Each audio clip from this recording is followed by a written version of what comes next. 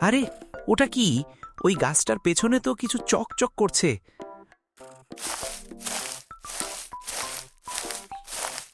মাগো, এটা তো সোনার কলস।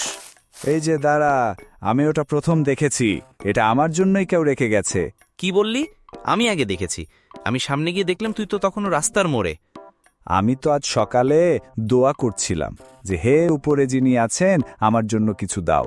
এই কলস আমার প্রার্থনার ফল। ধুর, এটা আমার কপালের ভাগ্য। আমি খুঁজে পেয়েছি, তাই আমি নিয়ে যাব। কেউ যদি এই কলস রাখে সে আমার নামে রেখেছে, তুই নিলে কিন্তু চুরি হবে। তাহলে চল গ্রামে যাই, সবাইকে জিজ্ঞেস করি কি আগে দেখেছে। তুই যদি নারিস আমি এখনই চিৎকার করব। মাগো, পালাই পালাই পালাই, এত বড় ব্যাং!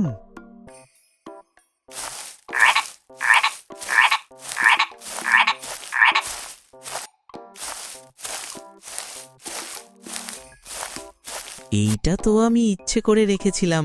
দেখি গ্রামের ছেলে দুজন কতটা লোভী।